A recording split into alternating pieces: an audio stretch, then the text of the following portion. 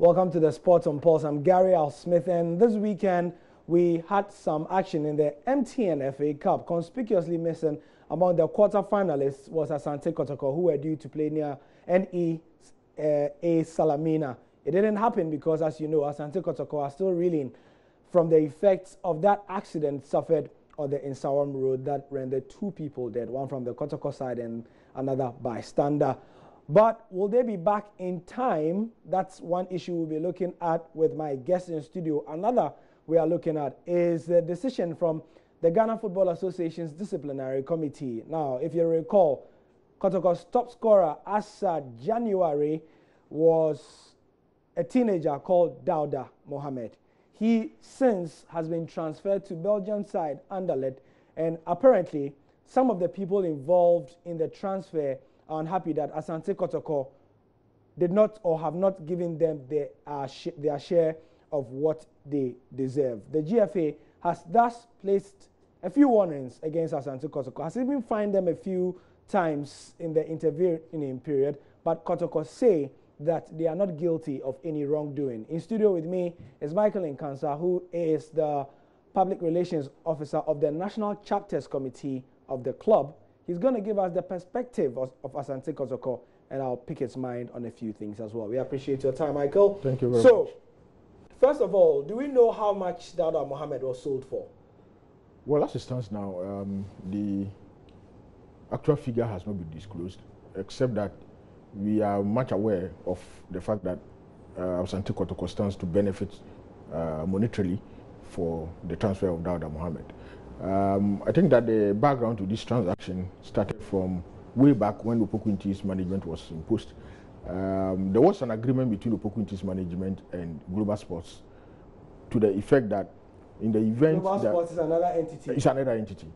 To the effect that in the event that Dauda Mohamed is transferred from Asante Kotoko, if one, Asante Kotoko initiates the transfer, Kotoko stands to gain 60% of the transfer deal. 60%? That is it. Now, if Kotoko does not secure a deal for Dauda Mohamed, but Global Sports as an entity acts on its own ability and secures a contract for Dauda Mohamed, Kotoko will get 40% of that transaction. Sure. Now, Global Sports did not secure the contract for Dauda Mohamed.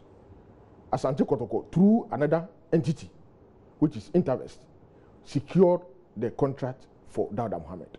So on that score, Global Sports cannot be entitled to the 60%. So Kotoko invariably will be entitled to 60%, and the ensuing agreement between Kotoko and that other third party was to the effect that that party will also earn 15% of the transfer deal. Okay. So that has been the basis and the history behind all these transactions. Now, you recall that when Dauda Mohamed came to Kotoko, Dauda did not join the senior team of Asante Kotoko. Sure. In fact, at that time, Didi Dramani was in charge.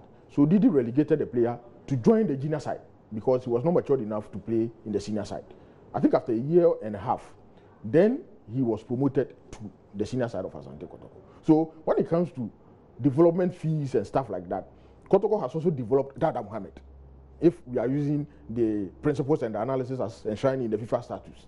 Now, what happened at the disciplinary committee, to sum it up and make it short, is that other entities who are interested parties in the onward transfer of Dauda Mohamed, relying on the clause as stated in the FIFA statutes for the purposes of development fees, came up that Dauda has been transferred, and in one way or the other, whilst he was developing, they contributed towards his development process, and so they qualify based on the clauses as stated in the FIFA statutes. Perfect. Now, Kotoko, in return to all these interested parties, stated that the money that was supposed to have been paid to Asante Kotoko has been paid into a third party who was actually instrumental in the transaction.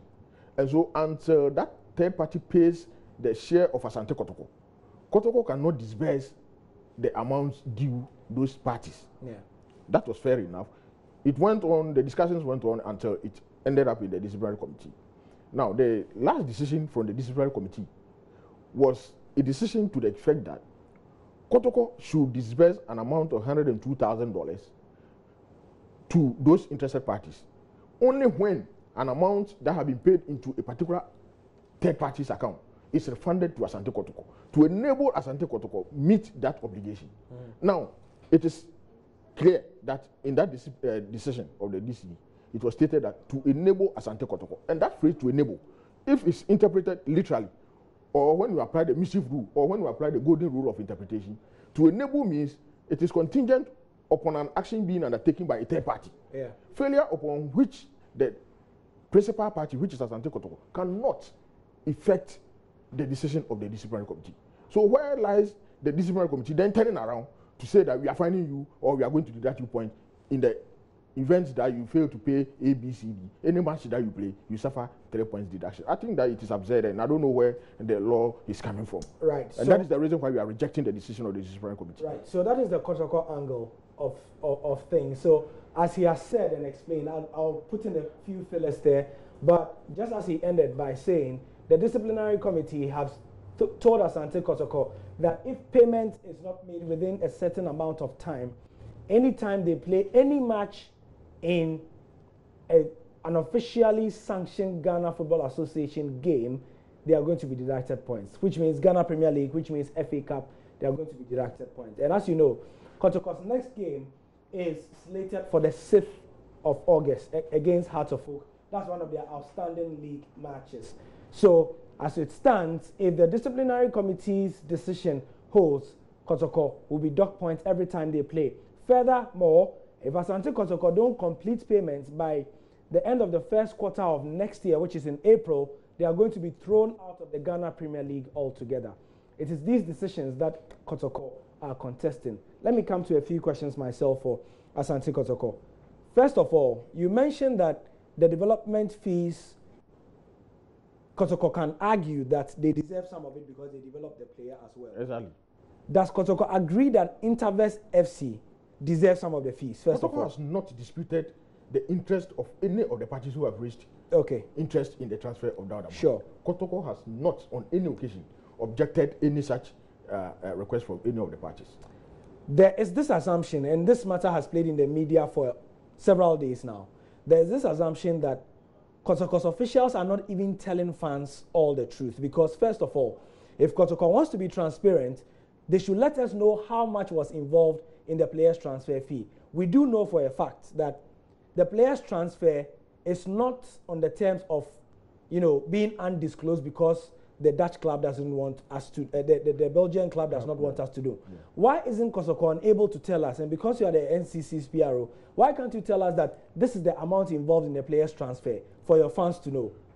I think that the contention as to whether or not our fans are aware or they are not aware, that one is not very significant at this material moment. What is important is that we need to clear the legal tussle that is currently ensuing between us and other parties. Sure. Now, if supporters want to know how much Dauda was sold, yes, I think that is a matter of discussion. The executives of the NCC can engage management, and in fact, we have started that already because we need to be fed with the necessary information regarding the transfer of Dauda Mohammed. If something has been done somewhere which we find very untoward, I think that it is between ourselves and management to sort that one out. More importantly, we just want to ensure that Kotoko, as the principal entity or the principal architect of this transaction, meets the financial obligations that are due, and to take us away from this media discussion of Kotoko being deducted points, and every day you get supporters calling you, what have we done, and all manner of stuff. I think that the call was, to me, bad in faith in terms of the delivery of the decision. It was bad. The timing was poor. It was not done in good faith. And so we find it very difficult to understand why. Do you agree, however, that this is not the first time the disciplinary committee have done something like this? And indeed, do you agree that Kotoko have been lucky? Because in the cases of, for example, Tema Youth and Okwawu United, they were there one day when the disciplinary committee just took the points away from them. In Kotoko's case, it seems that maybe, and this is my personal interpretation, because Kotoko is a big club, you have even been given fair warning that we are going to do such and such and such. Do you consider that the disciplinary committee has been fair to you on that score? I will not accept the fact that they have been fair, because we are operating with the principles of law. Sure. You can't just get up. But they don't owe it a duty to you. No, they owe us a duty as an interested party as far as Ghana football is concerned. Yes. That one would be a misconception. No, to tell you ahead of time that we are warning you. Gary, the principle of natural justice in this country tells me that if I have a problem with you and you take me to court, the court is supposed to notify me. Sure. That Gary has brought you to court. And for that matter, come and explain yourself why we should not punish you for A, B, C, D. But do you concede that since Dauda Mohammed was transferred on the 3rd of January, the GFA's disciplinary committee has written to you warning you about this before? No, you see, the GFA disciplinary committee writing us to warn us is because somebody has written to them. Yeah. The GFA disciplinary committee cannot act on its own to write to Asante Kotoko that go and pay this money to this person or pay this money. No, they can't do that. They have no right to do that. It is only when an interested party who feel has been shortchanged in the transaction goes to the DC and says, I am supposed to get this X amount from this party. But the party, when they did that, the GFA disciplinary committee wrote to you and warned you that you might suffer points deductions if you don't. That is where we fed them with the necessary data and information that warranted the DC concluding emphatically that an entity who was instrumental in the whole transaction, who has been paid X amount of money, should refund that X amount of money to Asante Kotoko. Are they wrong in saying that? Come again? Are they wrong in saying that? They are not wrong in saying that. Okay. But that third party has not paid that money to Asante Kotoko. Okay. So you cannot take a decision when you yourself are giving a conditional decision. And the decision is contingent upon a certain action being done. Okay. The other question is, again, it's quite interesting why the National Chapters Committee, who are the voice of Asante, the National Circles Council. The National Circles Council, sorry. Yeah. Chapters is for heart. Yes. Why, as the fan body, you are not asking some questions, and people are always asking, where is this, where is this? One of the questions is, who are these global sports people? Who are they? You see, for the brains behind global sports. Yes, because and I'll say what I asked. I mean, on a normal day, people will say, it doesn't matter who they are. Yeah. But in this case, and you and I are aware that there's so much rumor that the people behind global sports are big people when it comes to the Kotoko, in the Kotoko family. Yeah. People want to know that, okay, it is Michael Nkasa who is behind global sports. Yeah. And because the reason why people are saying that is they feel that there's this conflict of interest somewhere, which is why Kotoko officials don't want to fully come out to tell them. You see, I'm asking the question from the fans' point of view. Can you tell us who are behind global sports? Gary, it will be difficult for me to tell you emphatically who are behind global sports. But as far as the Companies Act is concerned, I am aware that there are first directors of global sports. When you go to the Register General, you will see. Okay. And those first directors, we know they are operating as individuals, but operating in the name of an entity. So we are dealing with the entity, but we are not dealing with the individuals. Okay. I hope you follow the discussion. And so, for now, it is Asante Kotoko versus Global Sports. Global Sports. It's not Asante Kotoko versus Gary and Michael who owns Global Sports. That would be unfair and illegally for us to do. Yeah. And it will push the argument from dealing with the corporate entity and dealing with the directors of the entity. When the directors have in no way done anything wrong with anybody. Even if the directors are wrong, it is the company that should be held liable for the wrongs of the directors. So we are dealing with global sports. And we may not be interested in looking at who is behind and who is not behind. And let me also add quick that as far as the principle of agency and principal relationship exists in this country, people can become agents of certain companies and act on behalf of those principal companies. And there will be nothing wrong if they do their work in accordance with law. Sure. So the issue of conflict of interest coming in may not be necessarily be important as far as this discussion is concerned. But let us ensure that the right things, the legal fees, the statutory payments that we are supposed to make to all the interested parties are made so that there will be peace for everybody. Okay, so just to, in one minute, to play the devil's advocate here, the GFA's disciplinary committee concede on their side that Kotoko is wrong because Kotoko has not paid certain things that they feel are due. Yeah. Now, do you know, and does Kotoko know that Dauda Mohammed in Anderlecht right now, he has to make a certain number of appearances in order to get a certain amount of money. My question to Kotoko is, why aren't you spending time and resources chasing that? Because right now, where the player is concerned, he doesn't have the peace of mind to even play football. Yeah, and in fact, that is some of the things that we have discussed. That when the guy is in Belgium now, concentrating on meeting the standard that have been set by the Anderlecht club, we are here discussing him, and these discussions are always everywhere on the internet and everywhere, and he can chance on it. So our point is that why don't we settle this matter to make sure that there will be peace for the boy to concentrate on his career? Because now, like you rightly said, Dauda is supposed to play a certain number of matches in the league. Play a certain number of matches to help Anderlecht qualify in the Champions League. Even when they qualify in the Champions League, he's supposed to play a certain number of matches to enable him meet certain amount of money that is expected to be paid to him. Now, when those monies are paid to Dauda, Kotoko is an ultimate beneficiary when those things happens.